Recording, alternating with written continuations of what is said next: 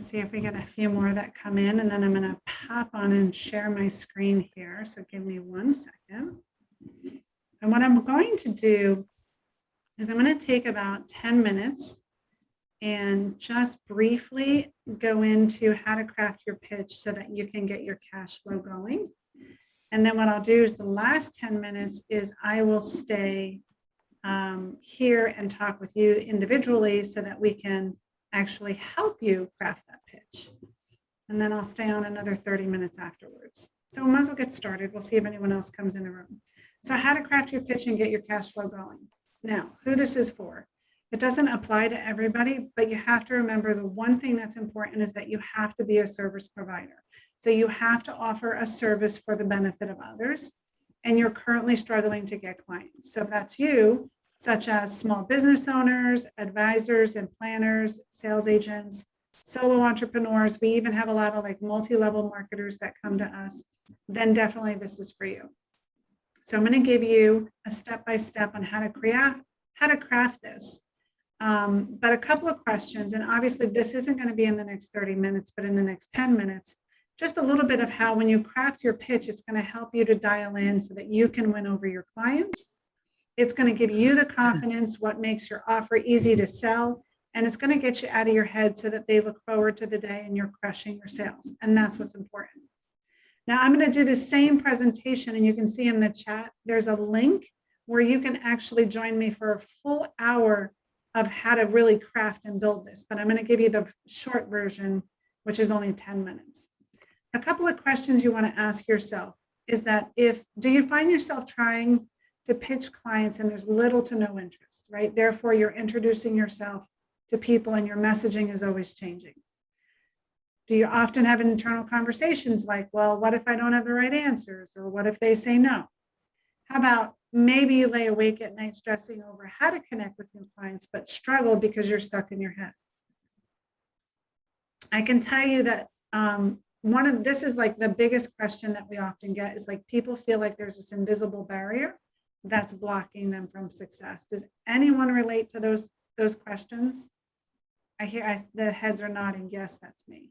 Well, guess what? That's not the problem. Yay!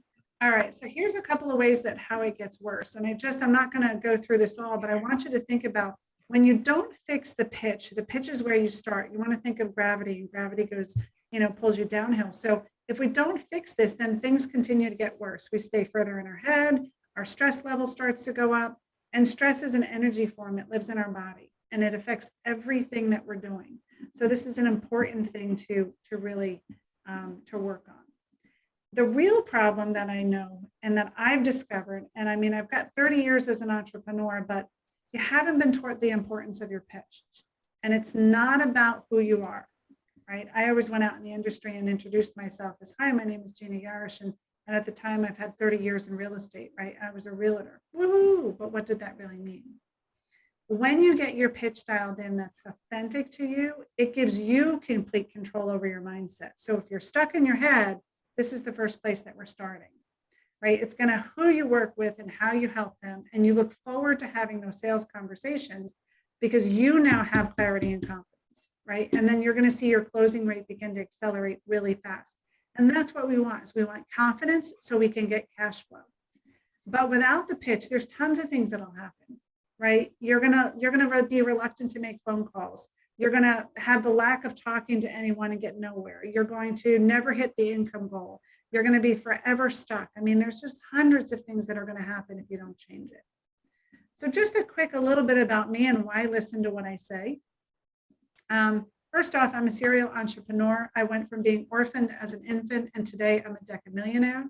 I'm also a best-selling author of a book. Feel free to purchase on Amazon. It's called Harness Your Purpose, Power, and Peace.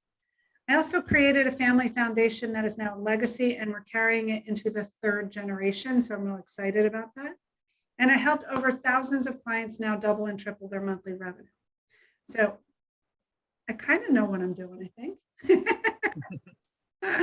All right, so let's discover a little bit about your pitch. All right, here are some questions that I'd like to ask before I develop it. And we never start with the audience, because a lot of time people are like, well, I've got so many audiences that I serve. but there's probably a commonality there that's what's important. And what I noticed is a lot of people introducing themselves like, yes, I'm an accelerator coach, but that doesn't really tell people, what I do. Yeah, so, you could be a financial advisor, but that doesn't really tell people what you do. And so what we'd like to do is craft it from a problem state of mind, because it's the problem that people are, attracted to. I said earlier, did you hear, does anyone get in their head or get stuck in their head? Does anyone get stuck in their head? Yes, yeah. Of course. Do you ever have reluctancies about making phone calls? Yeah. Okay. So already these are problems, do you self-sabotage yourself? Hello. Right? So these are problems that our clients have, and it's what they're attracted to. So in your case, and based on what you do, what's the problem that your clients are having as to why they would come to you? And then without your help, how does it get worse? Well, you heard me say earlier that for us, when it gets worse, is that you keep working harder, you make less, you build frustration, you have stress, it affects your health. I mean, it's just like a rabbit hole that you fall down. So this isn't necessarily for them, this is for you. You have to understand how it gets worse, because that's where value comes in. Okay, a lot of times people don't understand the value of how they can help people. And if they can't, then it makes it really hard for them to sell. How will I get worse? Oh, so sorry, I missed one. Without your help, what will happen? Let's just give you a quick example. Say, for instance, you sell life insurance. And instead, there's 100 different policies. Even as financial advisors, you guys sell insurance. If I were to say long-term care, all right, say you pick long-term care because it's special to your heart. Well, what would be a problem? What would happen if they didn't fix having long-term care? Well, for me, I think about a problem would be letting your kids decide where you go when you get older, right? It immediately stands out. They may not know that they need long-term care, but now that you've said that, wait, we need to talk. And that's how it gets attention. Now, with your help, what will happen, right? So with my help, you get a simple solution to sales. And then you ask yourself, who has that problem? Does that make sense to all of you? Mm-hmm. Again, I'm pretty sure I put it in the chat, my information. And there at the bottom, you'll see there's a link to the full hour of how we do this. So I don't want to waste any more time. I've already dived in 10 minutes, and I want to spend the next 10 or 15 minutes helping you guys.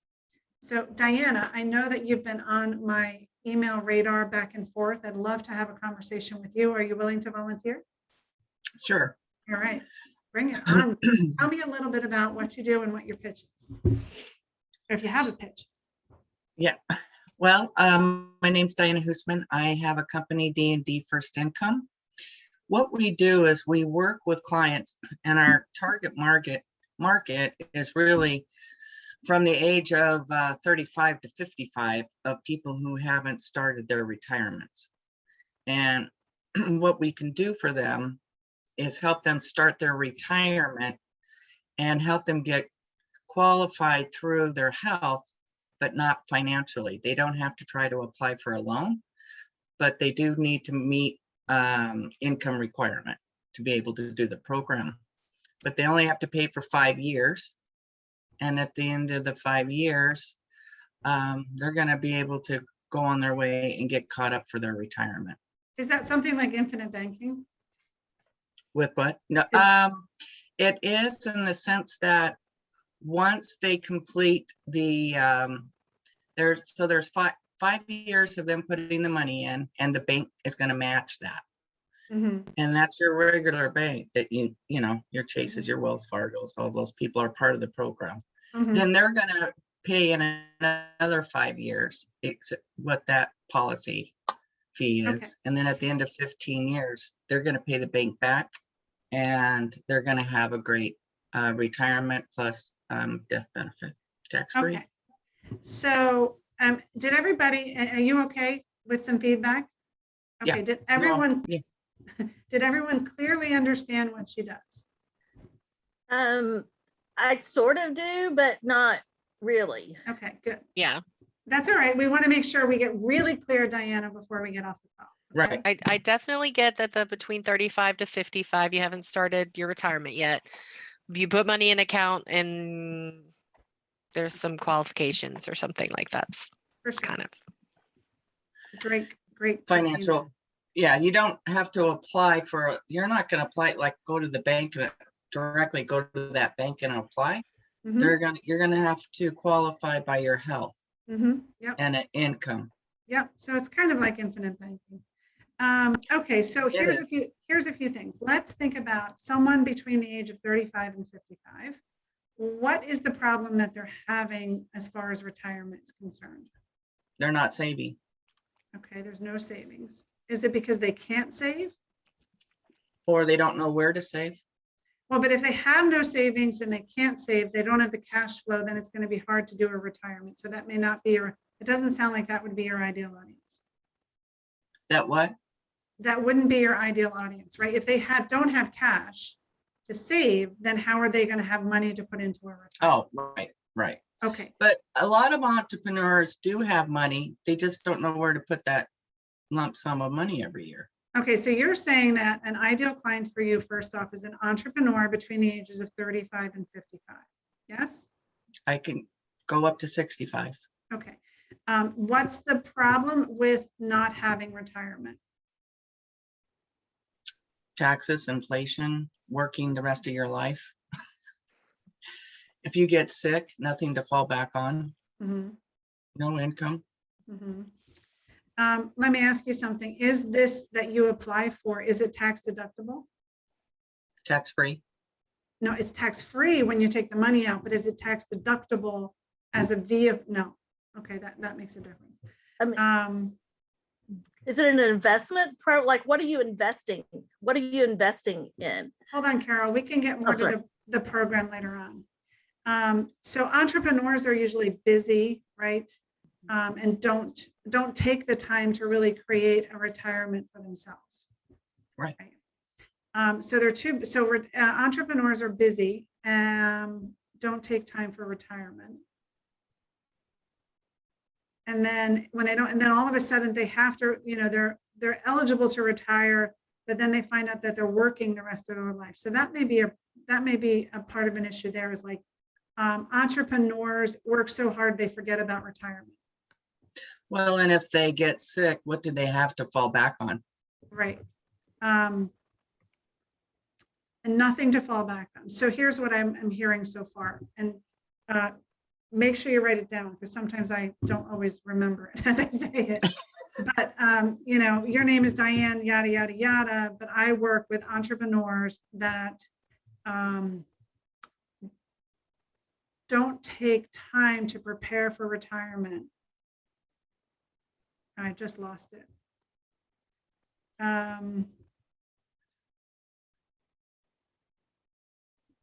Are too busy? Nope. We said two things before, and it has to come more from you than me. I just find the words to put them together. You said, Well, I help entrepreneurs help catch up the time that they're going to need to leverage their retirement now. No. It's not good. retirement, too busy. We said something about busy, don't take time. They lack the knowledge. And there was one thing that you said last, and it was about if they get sick. Mhm. Entrepreneurs, so you help entrepreneurs that are busy making money.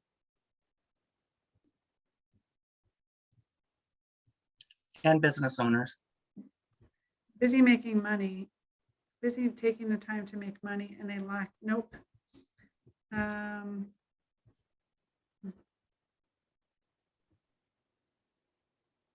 It's not, I don't, I mean, in the conversations that you have with entrepreneurs, the people that come to you, why do they normally come to you?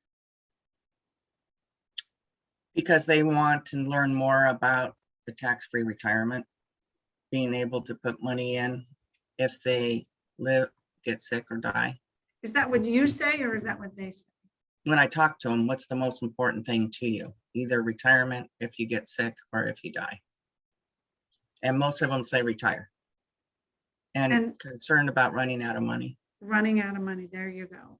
That's the key. So you help entrepreneurs who fear running out of money create a retirement plan that will protect them in their elder years when they get sick. Okay. Make sense? Uh-huh. So much. Do you see how clear that is? Right. Yeah. And there's always this one thing that always comes out, and you said it, right? Running out of money. Or running out of money. Well, and I would have to add running out of time and money. Mhm. Running out of time and money to fund their retirement. There we go. Beautiful. Excellent. And then it's just so much clearer, because as soon as you hit those pain points, that's when people go, oh, I get it. I get it. You know, sometimes it's a little harder just to, you know, Caden's asking us to do, you know, an hours, you know, we spend sometimes a couple hours with people, you know, trying to build their pitch, and, you know, really matters based on what it is that your client is saying to you. And I'm trying to do it in 10 minutes. So that was a good one, Diana. Thank you. Okay, thank you. Anybody else want to go next? Christina, want to give it a shot? I want to know what Sure. the drink wine is. Drink wine, give hope. Yes. So it's we're a winery out of Napa. It is a direct sales company. And they have a big heart for impact. So the winery corporate is set up in their business structure. 10% of every purchase goes to a charity. Right now, 10% is going to Alex's lemonade stand. It changes quarterly.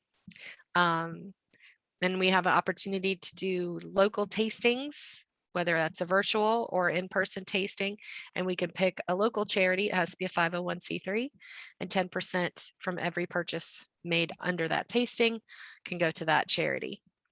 So people can use it for fundraising. You can use it just to drink the wine, really good wine, and feel warm and fuzzy here and here. So I always say, you know, you're going to drink it. Why not buy it from me? 20% goes back to charity for almost every purchase. So what's your pitch? So my pitch is usually, I try to test the room. So like today I was at a networking event. These shimmer bottles right here, I think are amazing as customer giveaways for real estate agents, mortgage people, anybody who has financial planners. If you have a big client, there's the birthday bottles, there's a home sweet home, happily ever after, and cheers to you. We can also have those engraved with someone's logo. So if you order 12 bottles, you can have your logo put on them. And I think they just make great giveaways for business people. So that was my pitch at the lunch that I was at today. Just talking about the shimmer bottles and how it's a great gift. You can personalize and have something nice to give your client, and they're going to put it on their shelf. Nobody's going to throw that away. Those things are beautiful, so. Yeah. So what I'm hearing is that your ideal person would be someone that's in business. Right now, I'm actually looking for wedding planners and event coordinators, because I think that these would kind of sell themselves. And I'm trying to build my team. So I think those people would be very easy to sign up as a rep, like I am on my team. They could just sell to the people that they do events for, and just have an extra little stream of income from Wedding that. planners and who else? Event Planners, coordinators. event coordinators. Make sure you connect with me. I have someone out of California that I can connect you with. But what's the problem that wedding planners have? They're already busy. They don't need something else to. I would say that would probably be my first guess. A good friend of mine, or somebody I've known for a long time through networking, she became a wedding planner. She was in the insurance business and then decided to go into that, and she's doing really well with it. So I have a meeting with her on Monday to try to figure out if it's something that she might like, if she sees any roadblocks for me. I know she'll give me like some of the best advice about how to approach it with other people. Well, I'm thinking too is like, how do they stand out from the rest? Right. So how they stand out from the rest is You know, and maybe that's just part of the problem is like, you know, you work with wedding planners and event coordinators to help them stand out from, you know, stand out. No, that would be the solution. The solution would be that you help them stand out from the rest. The problem maybe is,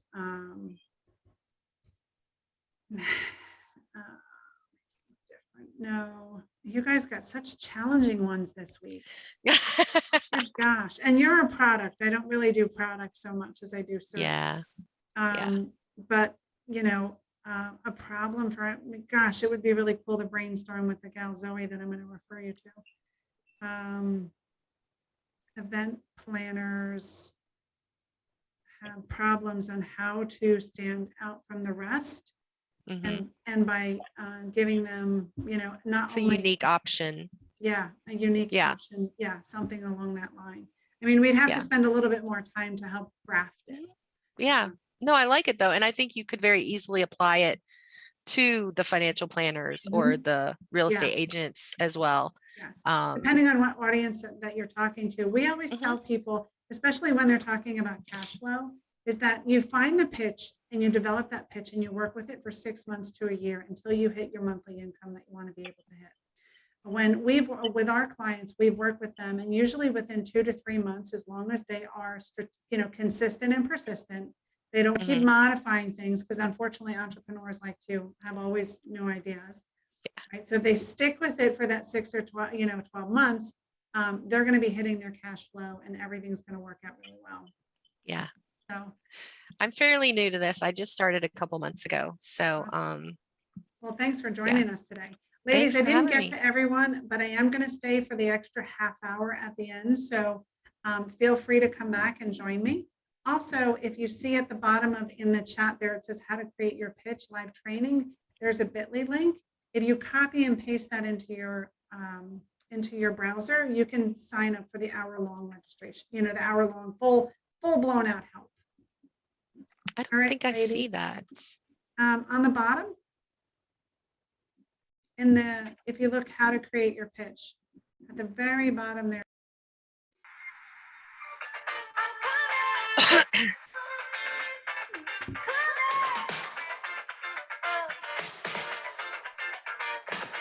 Hello, hello, hello, everybody. Welcome back.